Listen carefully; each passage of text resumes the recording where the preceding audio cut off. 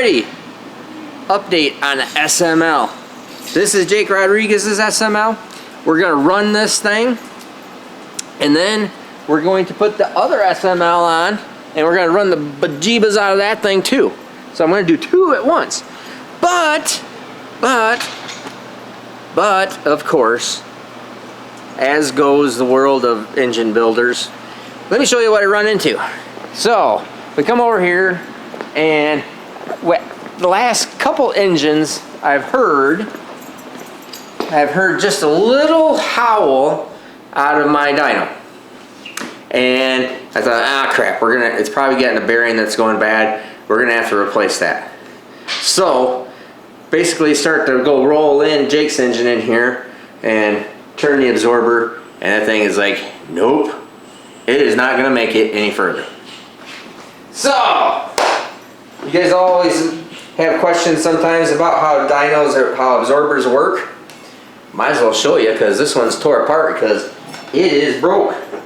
This is the bearing out of it, and it literally, oh, here we go.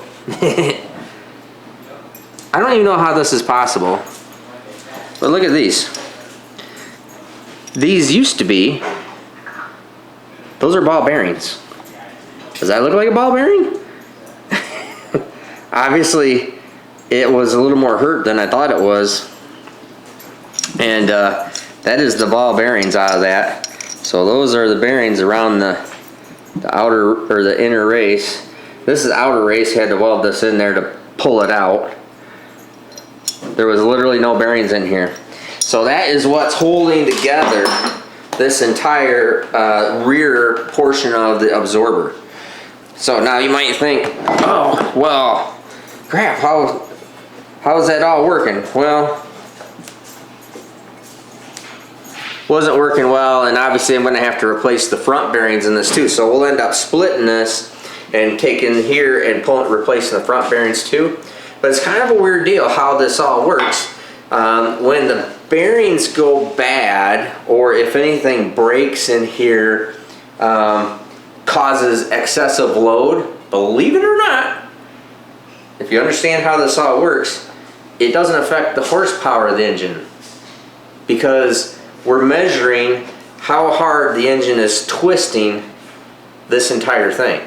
So if something locks up in here, the engine is still twisting it, it still gets the same read. It's really kind of bizarre when you think about it, but when you think about it, it actually makes sense. Like, oh, it's just applying load, because this absorber with putting water in, so the water comes in through the inside right here. So it comes in this hose. Show you this real quick. Comes in this hose, water goes into the inside, comes into the inside of these impeller blades right here, and then is forced out to the outside up against here, and it's actually physically shearing the water off, and that provides load. So anything that would provide extra load just makes the dyno work differently, but still works accurately. See? Figured that out. It's interesting. So anyways, you can see here I have some parts coming for it. I have seals. I didn't have the right bearing. At least it did not spin the bearing in the housing. It didn't come over here and destroy everything. It's a little crappy.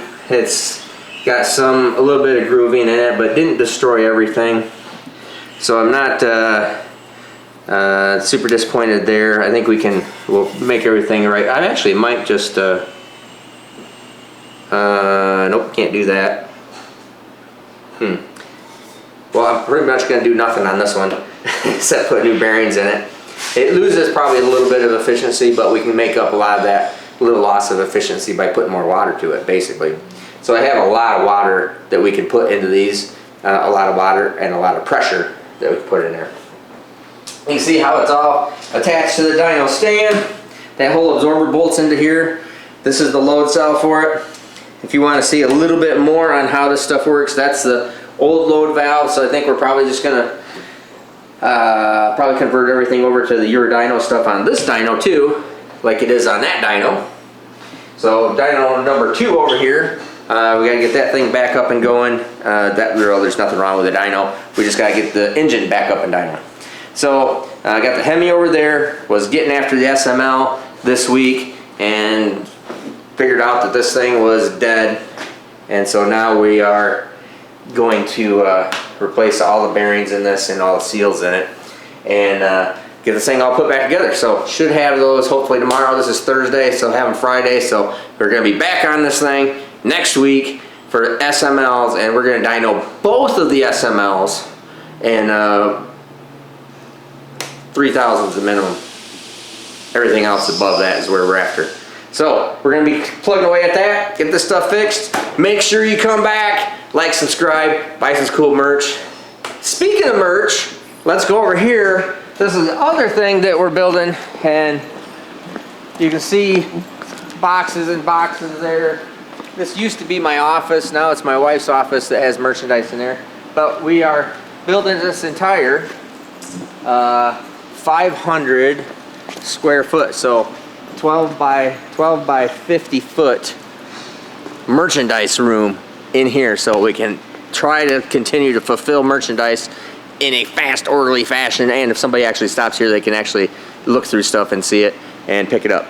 So we're gonna expand my office, my 12 by 12 office, into a 12 by 50 foot long merchandise area. So help us out, buy some cool merch. We got cool, I always call this the you know, those pop rocket popsicles. The red, white, and blue popsicles. Yeah, the red, white, and blue popsicles. That's what, every time I see this shirt, that's what it makes me think of. This is a women's shirt. I don't want to see any of you guys wearing this shirt with the back. It'd be really awkward. And now I'm going to make my wife repackage that. We got these that look really nice. Got the colored shirts. We have some new shirts coming in pretty quick. We got the Big Boost shirts. Gotta love Big Boost, because I love Big Boost. Let's see. And obviously we got wagon t-shirts, because can't have anything cooler than a wagon t-shirt. So you gotta like that. Got lots of merch. Just go over to the website, check it all out. We're coming up with some, yes, we are gonna do a Dewey shirt. I'm talking about it, trying to figure it out. Tim's got some really good designs that I think are gonna be pretty neat. Some stickers and probably some shirts, or a shirt for Dewey. And we're figuring that out, and I think we'll maybe do like a pre-order on it, because I don't know, I don't want to buy like $1,000 worth of shirts and have 5 people buy them, so I don't know exactly what to do there. I think we'll do like maybe a pre-order, so we know how many to get and what sizes to get, and then we'll get a little bit more. So anyways, like, subscribe, buy some merch, and we're gonna be building that whole room and making things, try to get a lot better. Oh, all you guys in foreign countries are trying to get this figured out. We just use the ship station that calculates out shipping for us. We're trying to figure out how to get these things cheaper and more economical to you guys in different countries like New Zealand, Australia, and would love to get stuff sent to the UK, but you guys need to talk to your government, because what a pain in the butt.